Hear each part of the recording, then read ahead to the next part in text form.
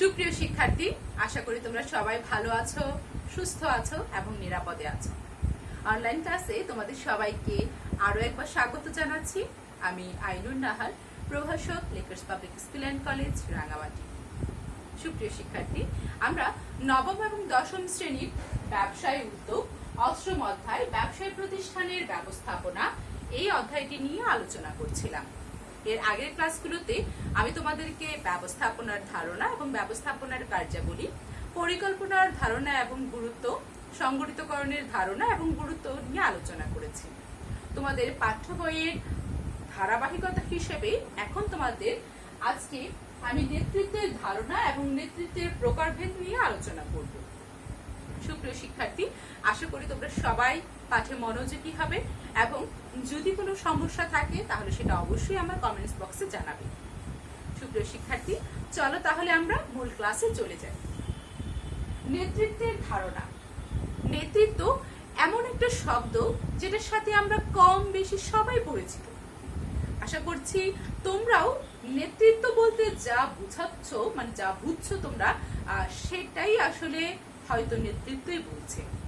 কিন্তু আমরা একটু ভিন্ন ভাবে বলবো। পাঠ্য বইয়ের ভাষায় নেতৃত্ব কি সেটা তো বলবোই, তার আগে তোমাদের মনের ভিতরে যে ধারণাটা আছে সেটাকে একটু স্পষ্ট করে দিই।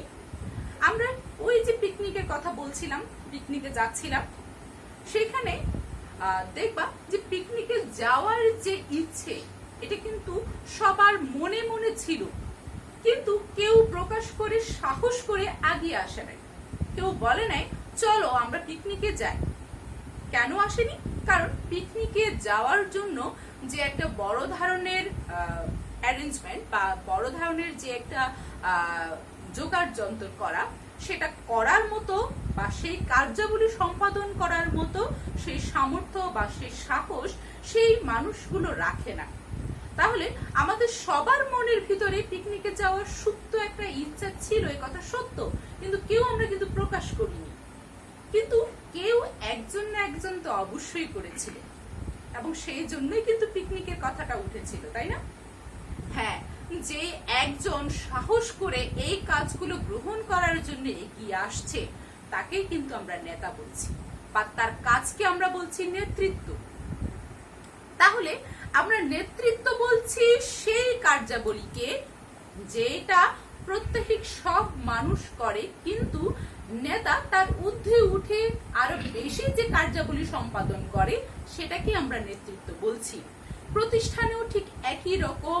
প্রতিষ্ঠানের লক্ষ্য অর্জনের জন্য একজন ব্যবস্থাপক বা উচ্চ স্তরের যিনি প্রধান বা প্রতিষ্ঠানের যে মালিক, তিনি নিজে, যে ব্যক্তিটা একটা প্রতিষ্ঠানের প্রতিটা কর্মী ভালো মন্দ, তাদের কাজ কি করতে হবে কি করতে হবে না, এই সকল যাবতীয় কার্যাবলী সুস্পষ্ট করে দেন, তিনি হচ্ছেন নেতা। আর তার কার্যাবলীগুলোকে আমরা বলছি নেতৃত্ব। অর্থাৎ একজন নেতা তার কাজের মাধ্যমে তার কর্মীদের ভালো মন্দ, তাদের কাজের সঠিক দিক নির্দেশনা, তাদের কাজের সুস্পষ্টতা, প্রতিষ্ঠানের কাঙ্ক্ষিত লক্ষ্য অর্জন, এই সকল বিষয়গুলি অত্যন্ত গুরুত্বের সাথে বিবেচনা করেন। তাহলে আমরা পাঠ্য বইয়ের ভাষায় যদি দেখি যে নেতৃত্ব কাকে বলে, তাহলে বলছি যে সদস্যদের প্রভাবিত করে তাদের সর্বাধিক সামর্থ্য প্রতিষ্ঠানের লক্ষ্য অর্জনের কাজে লাগানোর চেষ্টার কৌশলকে নেতৃত্ব বলে। ওই যে পিকনিকের কথা বলছিলাম, যে সবার মনের মধ্যে কিন্তু সুপ্ত বাসনা ছিল পিকনিকে যাওয়ার, কিন্তু সাহস করে কিন্তু একজনই সেই ইচ্ছাটার কথা সবাইকে একত্রিত করে পিকনিকে যাওয়ার যে কাজটা, সেটা একজনই কিন্তু কাঁধে তুলে নিয়েছিল। সেটাই বলছে যে সদস্যদের প্রভাবিত করে, অর্থাৎ সেই লোকটা যে পিকনিকে যাওয়ার জন্য সবাইকে প্রভাবিত করে, সদস্যদের প্রভাবিত করে তাদের সর্বাধিক সামর্থ্য, তাদের কার কি সামর্থ্য আছে, কে কি করতে পারবে, সেই অনুসারে প্রতিষ্ঠানের লক্ষ্য অর্জনের কাজে লাগানো। অর্থাৎ পিকনিকে যে আমরা যাব সেই কাজটাকে, সেই লক্ষ্যটাকে বাস্তবায়ন করার জন্য যে চেষ্টা করছেন সেটা কি আমরা বলছি নেতৃত্ব। এটা তোমাদের জন্য বললাম। এবার প্রতিষ্ঠানের ভাষায় বলি। একটা প্রতিষ্ঠানে সদস্যদের প্রভাবিত করে তাদের সর্বাধিক সামর্থ্য, অর্থাৎ একটা প্রতিষ্ঠানে বিভিন্ন অনেক কর্মী থাকে। যদি প্রতিষ্ঠানটার আকার একটু ছোট হয় সেখানে একটু কম কর্মী থাকবে, যদি প্রতিষ্ঠানের আকারটা বড় হয় তাহলে সেখানে অনেক বেশি কর্মী থাকবে। এখন সেই কর্মীদের মধ্য থেকে কিন্তু আমার কার কি সামর্থ্য আছে, কার কি যোগ্যতা আছে, কে কি পারবে, কে পারবে না, কার কতটুকু কোন কাজের অভিজ্ঞতা বেশি, কে কোন কাজ করলে ভালো হবে, এই সকল জিনিসগুলো সর্বাধিক সামর্থ্য তাদের, সেই কর্মীদের সর্বাধিক সামর্থ্য আমার প্রতিষ্ঠানের কাঙ্ক্ষিত লক্ষ্যে, অর্থাৎ আমার প্রতিষ্ঠানের যে মূল উদ্দেশ্য সেই উদ্দেশ্যের দিকেই কিন্তু ধাবিত করতে হবে। একটা প্রতিষ্ঠানে অনেকগুলো উপাদান থাকে, তার মধ্যে থেকে কর্মী একটি মানবীয় উপাদান। এই কর্মীদের এই উপাদানটাকে পরিচালনার উপরেই নির্ভর করে কিন্তু প্রতিষ্ঠানের সাফল্য অনেকাংশে। আর এই উপাদানটাকে কাজে লাগানোটা কিন্তু অনেক বেশি ডিফিকাল্ট, কারণ একটা প্রতিষ্ঠানে কর্মীরা তাদের অনেক ধরনের সামর্থ্য থাকতেই পারে, তারা সেটা নাও দেখাতে পারে। একজন নেতা উনি কিন্তু সদস্যদের ভিতরে সেই গুপ্ত প্রতিভাটাকে কাজে লাগায় তার প্রতিষ্ঠানের কাঙ্ক্ষিত লক্ষ্যে। এটাই একজন নেতৃত্বের কাজ, একজন নেতার কাজ। তাহলে আমরা বলছি কি, সদস্যদের প্রতিভা প্রভাবিত করে তাদের সর্বাধিক সামর্থ্য প্রতিষ্ঠানের লক্ষ্য অর্জনে কাজে লাগানোর চেষ্টার কৌশলকে নেতৃত্ব বলে। তাহলে তোমাদের মনের মধ্যে যে নেতৃত্ব সম্পর্কে যে ধারণা ছিল সেটার সাথে আমি এতক্ষণ ধরে যে নেতৃত্বের কথা বলছিলাম সেটা মিলে গেছে কিনা? যদি মিলে যায় তাহলে তোমাদের মনে যে নেতৃত্ব সম্পর্কে যে ধারণাটা ছিল সেটা ঠিক আছে। আর যদি তোমরা মনে করো নেতৃত্ব মানে মিছিল মিটিং করা, বাইরে গিয়ে স্লোগান দেওয়া, তাহলে কিন্তু তোমাদের সাথে আমার মিলল না। তাহলে আজ আমরা দেখলাম যে নেতৃত্ব বলতে আসলে কি বোঝায়। নেতৃত্ব বলতে অবশ্যই প্রতিষ্ঠানের যদি ভালো কিছু অর্জনের জন্য যদি আমাদের সংগ্রাম করতে হয় বা মিছিল করতে হয়, সেটা আসলে ওইভাবে ওই পথে গিয়ে কতখানি প্রতিষ্ঠানের সাফল্য অর্জন করা যায় সেটা একটা মুখ্য বিষয়। আর আসলে সেইভাবে প্রতিষ্ঠানের কাঙ্ক্ষিত লক্ষ্য অর্জন হয় কিনা সেই ব্যাপারেও সন্দেহ আছে। তাহলে সেইটাকে আমরা কিন্তু নেতৃত্ব বলে ধরে নিতে পারছি না। আমরা নেতৃত্ব বলবো সেটাকেই যেটা একজন নেতা তার কর্মীদের সামর্থ্য বুঝবেন, তার কর্মীদের উনি ভালোভাবে অনুধাবন করবেন, তার কর্মীদের যোগ্যতা সম্পর্কে উনি ওয়াকিবহাল হবেন, এবং শুধুমাত্র একজন দুইজন কর্মীর না, প্রত্যেকটা কর্মী সম্পর্কে উনি খুব ভালোভাবে অনুধাবন করতে পারবেন এবং তাদের সেই সামর্থ্যকে উনি ওনার কাঙ্ক্ষিত লক্ষ্যে অর্জনের জন্য যথাযথভাবে ব্যবহার করতে পারবেন। সেই কৌশল, সেই পন্থাকে আমরা বলছি নেতৃত্ব। তাহলে নেতৃত্ব সম্পর্কে আমরা বর্ণনা করলাম। এইবার আমরা যাব যে নেতৃত্বের প্রকারভেদ সম্পর্কে। নেতৃত্বের প্রকারভেদ, তোমাদের পাঠ্য বইয়ে নেতৃত্বের 4 ধরনের প্রকারভেদের কথা উল্লেখ আছে। আমরা আরো 2-1 ধরনের নেতৃত্বের কথা খুঁজে পাই, উপরের ক্লাসে উঠলে তোমরা সেগুলো সম্পর্কে জানবে। তবে আপাতত আমরা যে 4টা প্রকারভেদ আছে সেই 4টা প্রকারভেদ সম্পর্কে জানবো। তাহলে আমরা কি বলছি যে নেতৃত্বের যে প্রকারভেদ সেটা আমি তোমাদেরকে একটা খুব সুন্দর একটা ফুলের মাধ্যমে দেখানোর চেষ্টা করেছি। মনে হয় তোমরা সবসময় বলছো যে মিস শুধু ফুলেই আঁকে। আচ্ছা, ফুলের মধ্যে দিলাম, একটু দেখতে অন্যরকম লাগে, ভালো লাগে তাই। আচ্ছা, তো এই যে দেখো নেতৃত্বের ধরনটা আমরা 4 ভাগে ভাগ করছি। বলছি কি, প্রথম ভাগ গণতান্ত্রিক নেতৃত্ব, তারপর হচ্ছে সৌরতান্ত্রিক নেতৃত্ব, তারপর বলছি মুক্ত নেতৃত্ব, এবং তারপরে আছে আমলাতান্ত্রিক নেতৃত্ব। সব নেতৃত্ব সম্পর্কে তোমরা হয়তো জানো না, কিন্তু গণতান্ত্রিক নেতৃত্ব সম্পর্কে আমার মনে হয় তোমরা কম বেশি সবাই একটু হলেও জানো। কারণ আমাদের দেশ একটা গণতান্ত্রিক দেশ। আমাদের দেশে যে নেতৃত্বের প্রচলন আছে সেটা একটা গণতান্ত্রিক নেতৃত্বের প্রচলন আছে। তো গণতান্ত্রিক নেতৃত্বটা বলতে আসলে আমরা কি বুঝি? গণতান্ত্রিক নেতৃত্ব হচ্ছে সেই নেতৃত্ব যেখানে নেতা কর্মীদের উপরে কোনো কিছু চাপিয়ে দিবেন না। কর্মীদের কাছে উনি প্রস্তাবটা দিবেন, কর্মীরা নিজেদের ভালো মন্দ নিজেরা বিচার বিশ্লেষণ করে তারা তাদের মতামত দিবে। কি বললাম? যে নেতা কর্মীদের উপরে কোনো কাজের সিদ্ধান্ত চাপিয়ে দিবেন না। উনি শুধুই মাত্র কাজ সম্পর্কে কর্মীদেরকে জানাবে এবং কর্মীরা সেই কাজের ভুল ঠিক বা কি করতে হবে কি করতে হবে না এরা কর্মীরাই নির্ধারণ করবে। নির্ধারণ করে নেতাকে জানাবে, নেতা সেইখান থেকে যেটা যথোপযুক্ত সেটিকে গ্রহণ করবে। অর্থাৎ কর্মীদের মধ্য থেকে মতামত যাচাই বাছাই করে গ্রহণ করাটা কি আমরা বলছি গণতান্ত্রিক নেতৃত্ব। সাধারণত যে নেতৃত্বে যে প্রতিষ্ঠানে, আমরা দেশের কথা বলছি না, একটা প্রতিষ্ঠানের হিসাব করে আমরা বলছি, যে প্রতিষ্ঠানে সাধারণত বেশিরভাগ কর্মীরাই শিক্ষিত হয়, বিভিন্ন অভিজ্ঞতা সম্পন্ন হয়, সেই সকল প্রতিষ্ঠানে কিন্তু আমরা গণতান্ত্রিক নেতৃত্বের প্রচলন দেখি।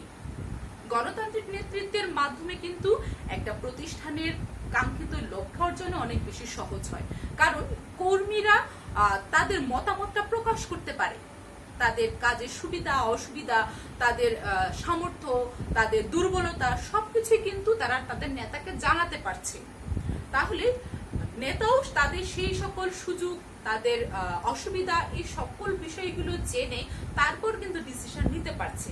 অর্থাৎ জোর করে ধরেই একটা পাহাড় কর্মীদের উপরে চাপিয়ে দেওয়া হয় না, যাও এই পাহাড়টা কেটে ছোট করে ফেলো, সেরকম কোনো বিষয় না। কর্মীরা কতটুকু পারবে কতটুকু পারবে না সেই বিষয় সম্পর্কে নেতা খুব ভালো করে জানবে। তারপরে নেতা কি করবে? কর্মীদেরকে দিয়ে সেই কাজটা সম্পাদন করাবে। তাহলে গণতান্ত্রিক নেতৃত্ব আমরা বুঝলাম কাকে বলে। সাধারণত এই নেতৃত্বের ধরন থেকে কিন্তু প্রায় একটা না একটা প্রশ্ন প্রতি বছর বিভিন্ন বোর্ডে আসতে দেখা যায়। তাহলে এই নেতৃত্বের প্রকারভেদ বা ধরনটা তোমরা একটু ভালো করে মন দিয়ে শুনে নেওয়ার চেষ্টা করো। তারপর দেখি আমরা স্বৈরতান্ত্রিক নেতৃত্ব।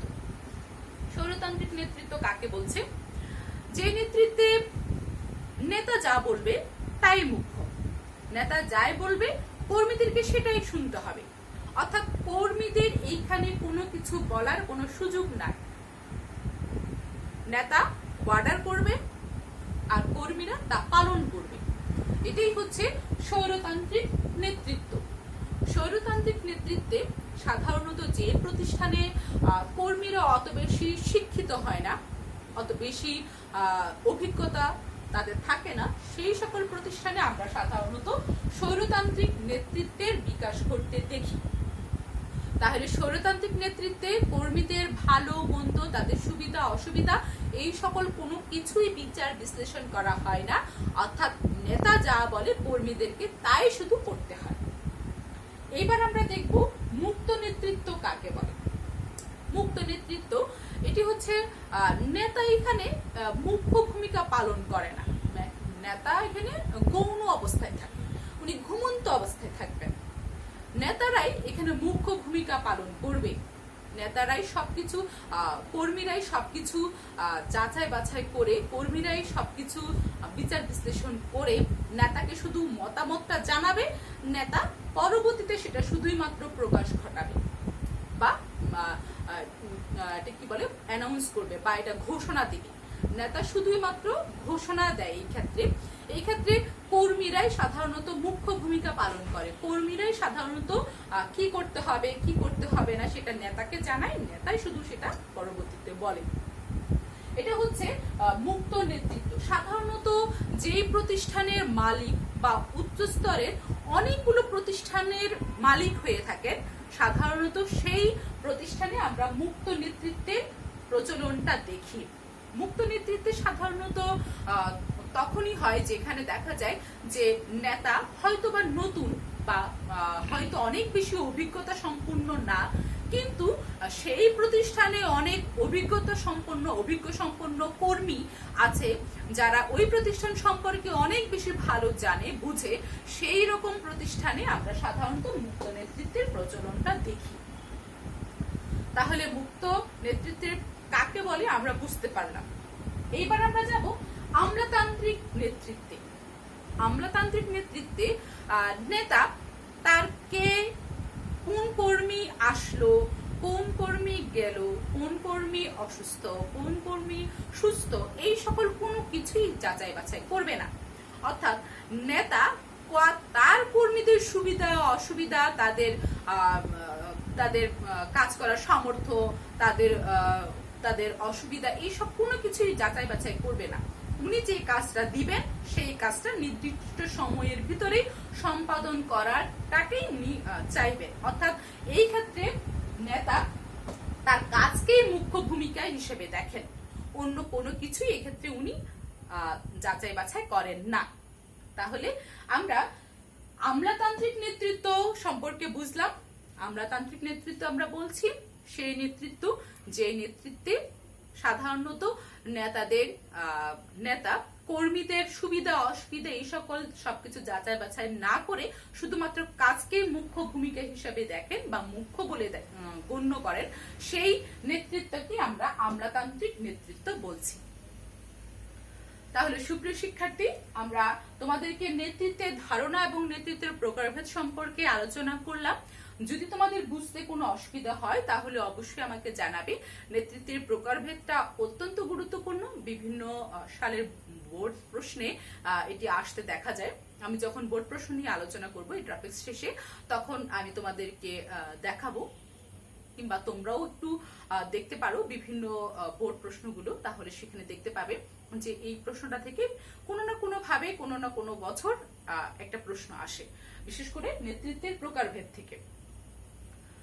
সুপ্রিয় শিক্ষার্থী, তাহলে আজ এতটুকু পর্যন্তই। আজ আমরা নেতৃত্বের ধারণা এবং নেতৃত্বের প্রকারভেদ নিয়ে আলোচনা করলাম। সবাই ভালো থাকবে, সুস্থ থাকবে, নিরাপদে থাকবে। ধন্যবাদ সবাইকে।